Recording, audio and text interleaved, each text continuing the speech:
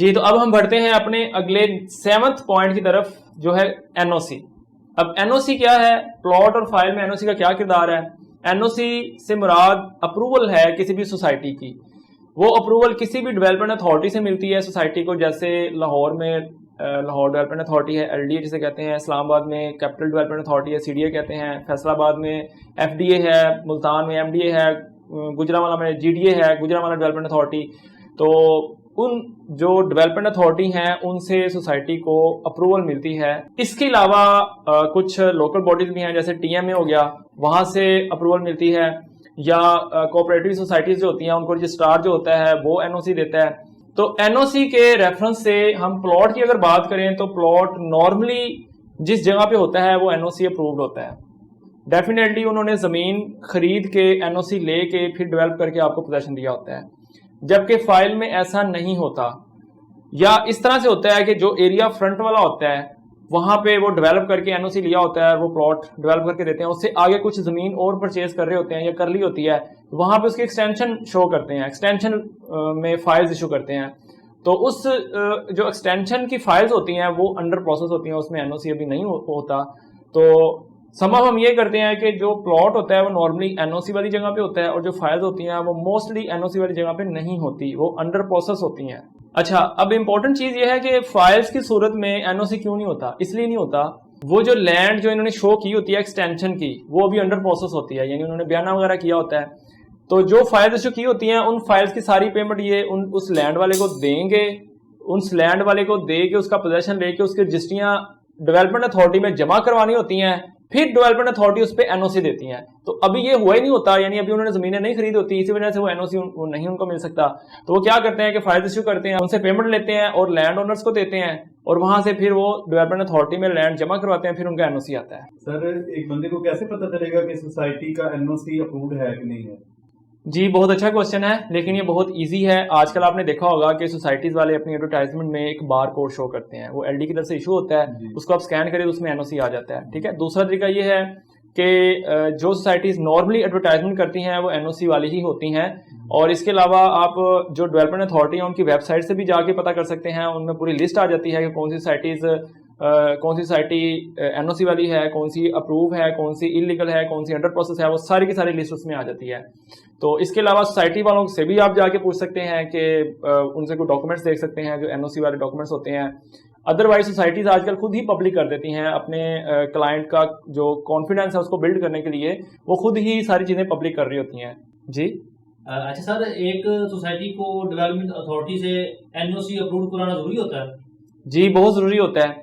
देखें, एक सोसाइटी किसी भी डेवलपमेंट अथॉरिटी से एनओसी अगर नहीं लेती तो ना तो उसको लाइट मिल सकती है, ना उसको गैस मिलती है, ना उसको वासा की तरफ से कनेक्शन मिलता है सीवरेज का, और ना ही उसका रोड इंफ्रास्ट्रक्चर डेवलप होता है। इसके अलावा एविएशन से एक सर्टिफिकेट होता है वो भी नहीं मिलता। इसके अलावा सॉइल टेस्ट होता है, एनवायरमेंटल टेस्ट होते हैं, और कई एनओसी होते हैं, छोटे छोटे एनओसी होते हैं। अगर वो एनओसी नहीं लेगा तो ये सारी चीज़ें उसकी नहीं डेवलप हो सकती। तो इसलिए एनओसी का मतलब ये होता है कि सोसाइटी के पास इलेक्ट्रिसिटी भी आ जाएगी, यानी वापडा की तरह से उसको इलेक्ट्रिसिटी भी अवेलेबल होगी, उसको उसका रोड्स भी डेवलप होंगे, उसको एक्सेस भी होगी, रोड्स एक्सेस भी होगी, और उसको गैस भी मिल जाएगी एसएनजीपीएल की तरफ से, और उसको वासा की तरफ से जो सीवरेज सिस्टम है उसका निकासी का वो भी उसको मिल जाएगा, और उसको बाकी सारे एनओसी भी मिल जाएंगे। तो एनओसी लेना बहुत ज़रूरी है। अगर आप कोई भी सोसाइटी अगर अपने क्लाइंट्स को बेसिक फैसिलिटीज देना चाहती है तो उससे पहले उसको एनओसी लेना ज़रूरी है। और सबसे इम्पोर्टेंट चीज़ वो ये है कि कोई भी सोसाइटी एनओसी के बगैर अपने प्लॉट नहीं सेल कर सकती, लिहाजा उनको एनओसी लेना पड़ता है। सर जी सर, एक सोसाइटी को एनओसी देने के लिए क्या क्या रिक्वायरमेंट्स होती हैं? बच्चे, ये बहुत लंबी लिस्ट है, इंशाल्लाह ये हम अगले सेशन में डिस्कस करेंगे कि एक सोसाइटी को एनओसी लेने से पहले कौन कौन सी रिक्वायरमेंट्स पूरी करनी पड़ती हैं और क्लाइंट्स को कौन कौन से डॉक्यूमेंट्स देखने चाहिए। इस हवाले से हम सारी चीज़ें अगले सेशन में डिस्कस करेंगे। चलें, अब हम बढ़ते हैं अपने सबसे इम्पोर्टेंट नेक्स्ट पॉइंट की तरफ, रिस्क फैक्टर। रिस्क फैक्टर जो ये पॉइंट है ये बहुत ही इंपॉर्टेंट पॉइंट है। प्लॉट और फाइल के ऊपर रिस्क फैक्टर कितना है, कैसे है, इसमें हम कौन कौन सी चीज़ें देखनी चाहिए हमें, वो सारी हम डिस्कस करेंगे।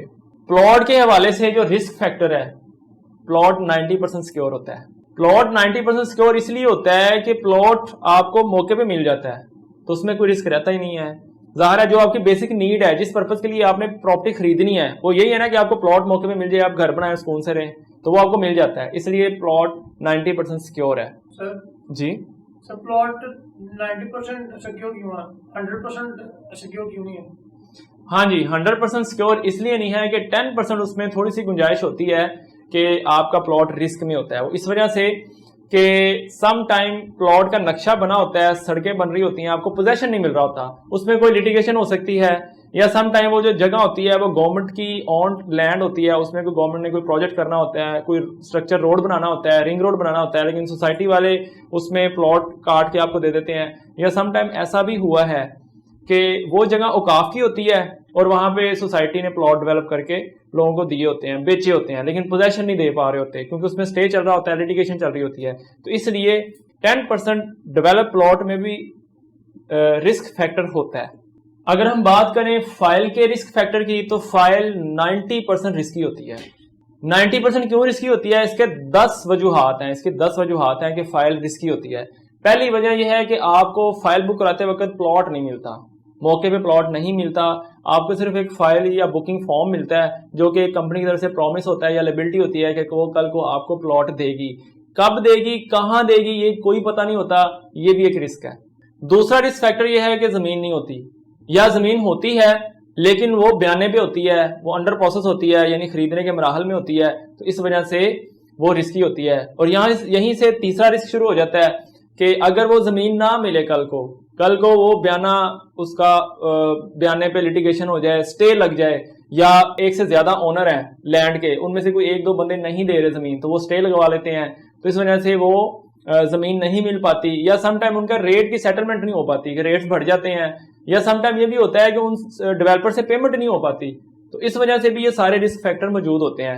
अब यहीं से चौथा रिस्क शुरू हो जाता है कि अगर जमीन नहीं मिल पाती या इस तरह के मामलात में डिले होता जाता है, तो वो 1 साल 2 साल 3 साल प्रोजेक्ट डिले हो जाता है, 4 5 साल भी डिले हो जाता है। यहां तक भी ऐसी मिसालें भी हैं कि 7 साल गुजर जाने के बाद भी लोगों को प्लॉट नहीं मिले।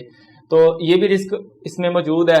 इसी रिस्क से अगला जो 5वां रिस्क है वो स्टार्ट हो जाता है कि जब प्रोजेक्ट डिले होता है तो उसके साथ ही आपकी फाइल की मार्केट डाउन हो जाती है, आपकी जो फाइल्स हैं वो माइनस में चली जाती हैं, यानी लॉस में चली जाती हैं। यानी फर्ज करें आपने 10 लाख की फाइल ली है, आपका 10 लाख जमा हो चुका है, वो आप मार्केट में आप बेचने जाए तो आपको 8 लाख मिलता है या 7 लाख मिलता है, 2-3 लाख आपको लॉस मिलता है। इसी तरह सिर्फ मार्केट में नहीं, अगर आप कंपनी को वापस करने जाते हैं, रिफंड करने जाते हैं, तो कंपनी वाले भी आपका 25% 20% डिडक्शन करते हैं और बाकी आपको पैसे वापस देते हैं। तो इस तरह आप मार्केट में जाए तब लॉस, कंपनी में जाए तब लॉस, आपके पास कोई सेफ एग्जिट नहीं बचता। और आपकी जो बेसिक नीड होती है वो थी प्लॉट, वो आपको मिलता ही नहीं है, तो ना प्लॉट मिला ना पैसे पूरे मिले, तो इस तरह आपका रिस्क बढ़ता जाता है। छठा रिस्क है एनओसी का। एनओसी नॉर्मली नहीं होता, जैसे आपको पहले भी बताया है। एनओसी इसलिए नहीं होता कि अभी उन्होंने लैंड खरीदनी है, खरीद के उनकी रजिस्ट्रियां जो होती है वो एलडीए में या डेवलपमेंट अथॉरिटी में जमा करानी होती है, फिर उनको एनओसी मिलना होता है। तो ये जो एनओसी जो अभी अंडर प्रोसेस होता है, तो ये भी एक रिस्क होता है कि कल को पता नहीं एनओसी मिले या ना मिले, फिर प्रोजेक्ट का डिले होने का रिस्क, तो इस तरह ये भी रिस्क मौजूद होता है। फाइल्स की सूरत में जो 7वां रिस्क है, ये बहुत बड़ा रिस्क है। इसमें क्या होता है कि number of file society sometime ज्यादा इशू कर देती है। जब ज्यादा इशू करती है, यानी जितनी लैंड होती है उससे ज्यादा फाइल इशू कर देती है। उनका शायद ये भी इंटेंशन होती है कि यहाँ से पैसे आएंगे और लैंड ओनर्स को देंगे, लैंड खरीदेंगे, तो इस वजह से।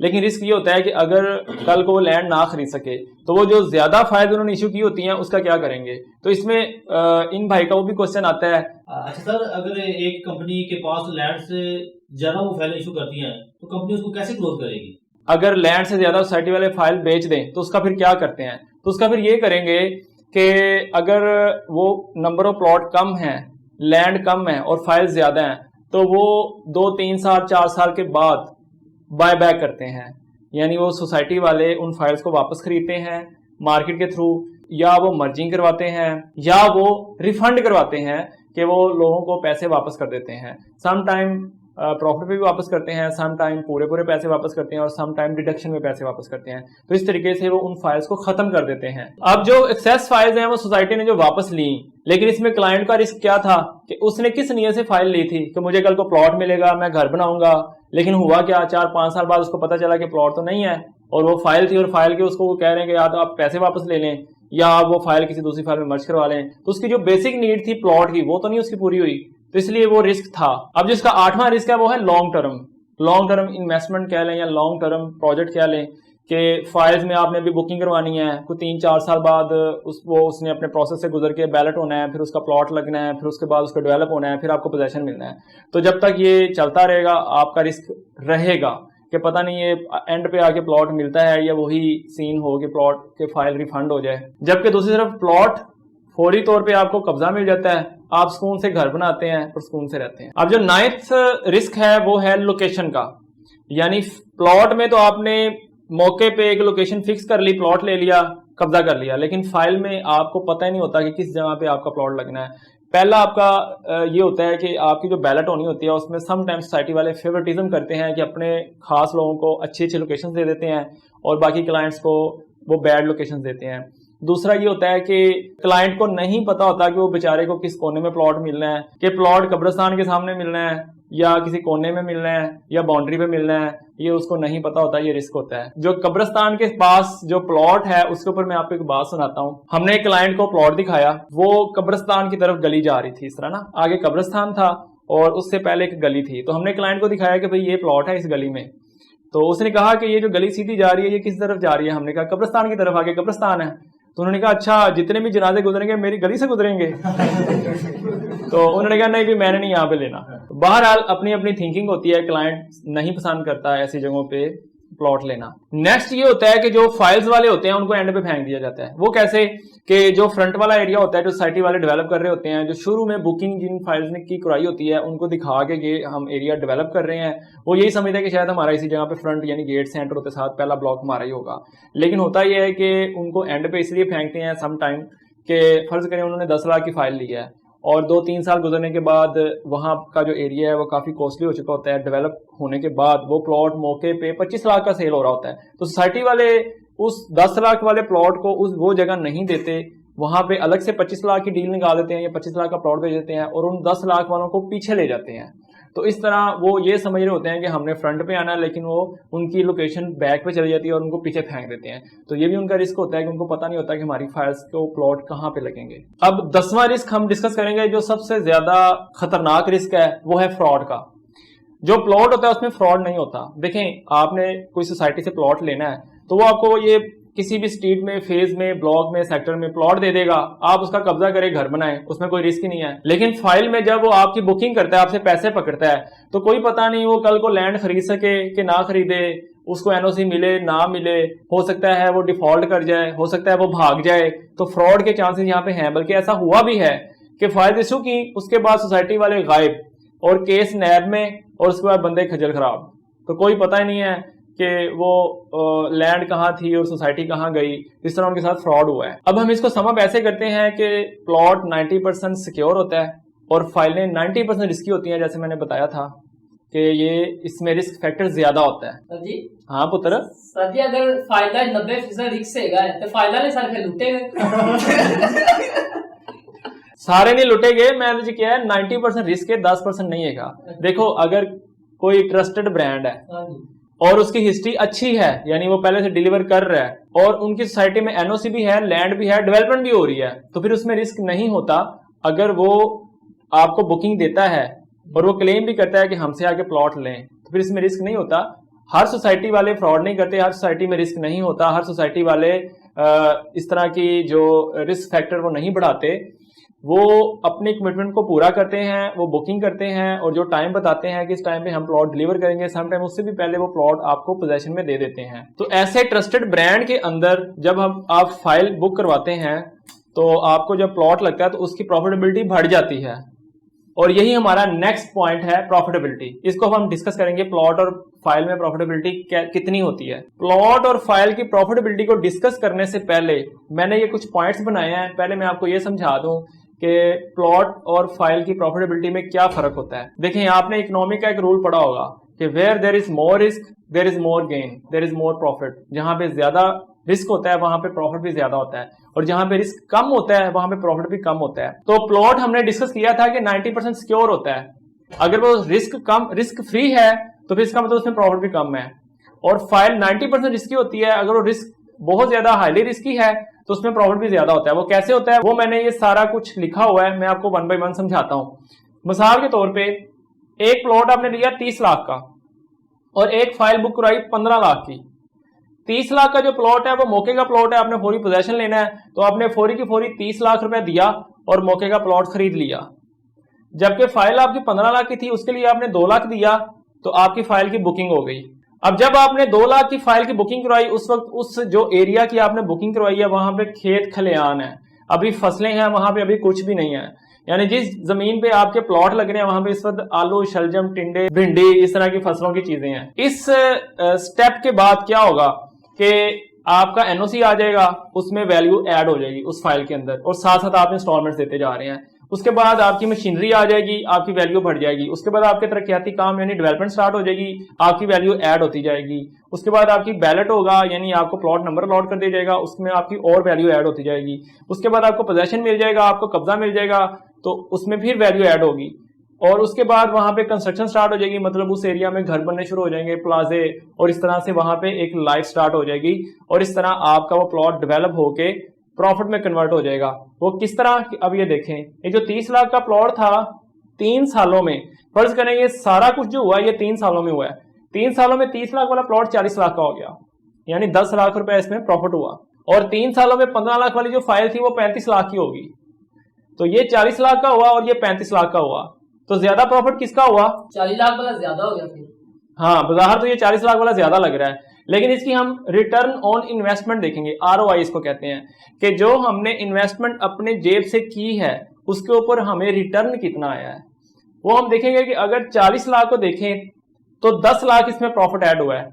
10 लाख हमने 30 लाख लगा के प्रॉफिट लिया है, तो उसकी जो प्रॉफिटेबिलिटी रेशो बनेगी या ROI बनेगी वो बनेगी 33%, यानी 33% प्रॉफिट ऐड हुआ है उसमें। जबकि 35 लाख वाली जो फाइल थी वो हमने 2 लाख की ली थी और टोटल वैल्यू 3 सालों में 15 लाख हुई।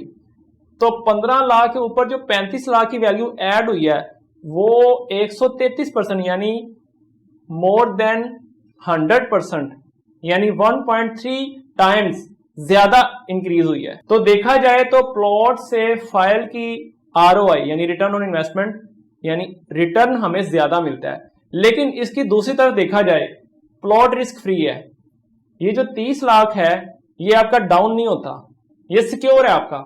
लेकिन ये जो 15 लाख है ये सारा का सारा भी आपका उड़ सकता है, या इसमें से आपका 3, 4 लाख, 5 लाख, 35 लाख जाने की बजाय आपकी जो फाइल है वो कल को आपको 10 लाख वापस मिल जाए, 5 लाख आपका लॉस हो जाए।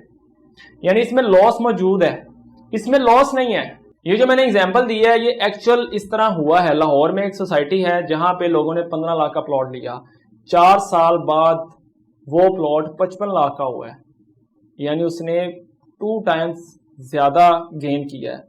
क्योंकि वो ट्रस्टेड ब्रांड था, उन्होंने जो कमिटमेंट की थी वो पूरी की, उन्होंने टाइम से पहले डिलीवरी दी और लोगों की इन्वेस्टमेंट बहुत ज्यादा अचीव किया लोगों ने। तो चलते हैं अब हम अपने 10वें पॉइंट की तरफ। ये है लीगल स्टेटस। प्लॉट का प्रॉपर एक लीगल स्टेटस होता है, एक लीगल एंटिटी होती है और वो गवर्नमेंट के रिकॉर्ड में भी होता है। उसमें आप बाकायदा तौर पर रजिस्ट्री करवा सकते हैं, FBI के रिकॉर्ड में होता है, उसमें बाकायदा तौर पर टैक्सेस लगते हैं। जब आप प्लॉट की ट्रांसफर करवाते हैं तो उसके टैक्स होते हैं। आपको बैंक से अगर लोन लेना हो तो बैंक वाले आपको उसके ऊपर लोन दे देते हैं, उसको प्लेज कर सकते हैं, क्योंकि उसकी एक लीगल एंटिटी होती है। जबकि फाइल की कोई लीगल एंटिटी नहीं होती, वो इवन के गवर्नमेंट के रिकॉर्ड में भी नहीं होती समटाइम, कि कितनी फाइल सोसाइटी वालों ने इशू की हुई है, ना उसमें कोई टैक्स होता है, ना उसमें कोई रिकॉर्ड होता है, ना FBR में, ना गवर्नमेंट में, ना कोई लीगल एंटिटी होती है। सिंपल एक पेपर होता है या प्रॉमिस होता है, जैसे कि मैंने पहले बताया है। मैच्योरिटी, ये हमारा अगला पॉइंट है। प्लॉट में अक्सर फौरी मैच्योरिटी होती है। मैच्योरिटी मतलब ये कि आपने जो इन्वेस्टमेंट की है, जिस पर्पस के लिए की है, जो आपकी नीड है वो पूरी हुई है या नहीं हुई, या कब हुई है या कब होनी है। प्लॉट की सूरत में आपकी मैच्योरिटी फौरी तौर पे हो जाती है, यानी आपने जो प्लॉट बुक करवाया है उसका आपने पोजेशन ले लिया, घर बनाना था आपने, वो बना सकते हैं आप। सम टाइम शॉर्ट टर्म होती है कि चले 2, 4, 6 महीने तक आपका वो डेवलप हो चुका है, लेकिन पोजेशन में थोड़ा सा देर है, तो फिर भी वो बिल्कुल शॉर्ट टर्म या फौरी तौर पे मैच्योरिटी हो जाती है। लेकिन फाइल में आपको फौरी तौर पे मैच्योरिटी नहीं होती, वो वही लॉन्ग टर्म प्रोसेस है जिसमें आपने बुकिंग करवानी है, फिर उसके बाद इंस्टॉलमेंट्स देनी है, फिर बैलेट होना है, फिर डेवलप होना है, तो फिर पोजेशन मिलना है, तो वो एक लॉन्ग टर्म आपकी इसमें मैच्योरिटी होती है। तो मेरे ख्याल से जिसने फाइल बुक करवानी है उसको कम अज कम उतने अरसे इंस्टॉलमेंट्स देनी चाहिए जितना सोसाइटी का अपना पेमेंट प्लान होता है। जैसे 4 साल का है तो वो 4 साल पूरे करे, उसके बाद उसको प्लॉट मिलता है और फिर उस प्लॉट की वर्थ बनती है। अब हम बढ़ते हैं अपनी क्लास के आखिरी टॉपिक की तरफ, जो है डीएचए की फाइल। जो डीएचए की फाइल्स हैं वो आम सोसाइटी से ज़रा डिफरेंट होती हैं। डीएचए मतलब डिफेंस हाउसिंग अथॉरिटी, वो क्या करती है कि उनकी एफिडेविट होती है, इंटीमेशन लेटर होता है और एलोकेशन लेटर होता है। अब एफिडेविट क्या होता है कि जब भी डीएचए ज़मीन खरीदता है किसी भी ज़मींदार या लैंड ओनर से, तो उनको पैसे नहीं देता, उनको उनके 1 एकड़ के इवज 25% कोटे में प्लॉट अलॉट करता है या फाइल्स देता है। जैसे फर्ज करें किसी का 1 एकड़ है यानी 8 कनाल है, तो उसको 2 कनाल की फाइल दे देगा या 2 कनाल का प्लॉट दे देगा, यानी 25% उनको वो कोटे में प्लॉट देता है। और जो वो 2 प्लॉट देता है डीएचए, वो बेसिकली एफिडेविट होता है। एफिडेविट क्या है कि उस लैंड ओनर के नाम पे एक एफिडेविट जारी करता है डीएचए कि ये इसका मालिक है 2 कनाल का, और वो ओपन होता है, उस पर किसी खरीदार का नाम नहीं होता, उसको ओपन फाइल भी कह सकते हैं। तो जो लैंड ओनर हैं या जमींदार हैं वो चाहें तो इन एफिडेविट को अपने पास रख सकते हैं या चाहें तो वो मार्केट में सेल कर सकते हैं। अगर उन्होंने सेल करना होता है तो वो एक खरीदार का नाम के साथ डीएचए में जमा करवा देते हैं वो फाइल। डीएचए उस नए खरीदार को एक लेटर जारी करता है जिसको इंटीमेशन लेटर कहते हैं, यानी वो इंटीमेट कर रहा होता है, डीएचए इन्फॉर्म कर रहा होता है कि भाई ये जो फाइल है ये अब आपके नाम पे ट्रांसफर हो चुकी है। अब जब उसके नाम पे इंटीमेशन लेटर जारी हो जाता है तो अगर वो बंदा जो नया खरीदार है वो मेंबरशिप फीस जमा करवा दे सोसाइटी में, तो सोसाइटी वाले उसको एलोकेशन लेटर जारी कर देते हैं। यानी उस एलोकेशन लेटर का मतलब ये होता है कि अब ये बंदा प्लॉट का मालिक बन गया है और वो प्रॉपर प्लॉट की तरह ट्रीट होता है। अब जो एलोकेशन लेटर होता है वो बाकायदा तौर पे एनडीसी इसी तरह ही ट्रीट होता है जैसे प्लॉट का एनडीसी लेते हैं हम, उस पर टैक्सेस होते हैं, बिल्कुल उसी तरह ट्रांसफर होता है जैसे दोनों पार्टी सेल परचेज में ट्रांसफर करवाती हैं, सेम उसी तरह ही वो ट्रीट होता है। अब सवाल ये है कि एफिडेविट और एलोकेशन दोनों में ज्यादा ट्रेडेबल कौन सा होता है मार्केट में, तो वो होता है एफिडेविट, क्योंकि ये ओपन फाइल होती है, इसमें ट्रांसफर फीस की भी बचत होती है और टैक्सेस की भी बचत होती है, तो इस वजह से, और इसको ट्रांसफर कराना भी आसान होता है, जल्दी यानी कम दिनों में ट्रांसफर हो जाती है और इसको बेचना भी आसान होता है। और एफिडेविट मार्केट में एलोकेशन से महंगी फाइल बिक्री होती है, उसकी वजह यही होती है कि ओपन होती है। ले जी, आज हमारा जो टॉपिक था difference between plot and files, ये हमने आज पूरा डिस्कस कर लिया है। नाजरीन, आपने आज का जो टॉपिक हमने डिस्कस किया इसमें से बहुत कुछ आपने सीखा होगा। आज हमारा फर्स्ट टॉपिक था, इस तरह के नए नए टॉपिक्स आपके सामने हम लेकर आएंगे जिसमें बहुत ज्यादा इन्फॉर्मेशन होगी, लिहाजा आप भी हमारे इस real estate education and training course का हिस्सा बने। हमारे चैनल को सब्सक्राइब करें, बेल आइकन के बटन को दबाएं ताकि हमारी हर आने वाली नई वीडियो को आप देख सकें और आप इस कीमती नॉलेज से मुस्तफीद हो सकें। और नाज़रीन, मोस्ट इंपॉर्टेंट यह है कि आज के टॉपिक में जो कुछ हमने डिस्कस किया उसके मतलब जो भी आपके जहन में कोई क्वेश्चन हो, कोई क्यूरी हो, कुछ आप सीखना चाहते हैं या कोई सवाल करना चाहते हैं, तो आप कमेंट बॉक्स में जरूर हमसे सवाल करें ताकि आपके क्वेश्चन के आंसर को हम अपने नेक्स्ट वीडियो में ऐड कर सकें। तो नाज़रीन, मिलते हैं अगली क्लास में एक नए टॉपिक के साथ, तब तक के लिए अल्लाह हाफिज।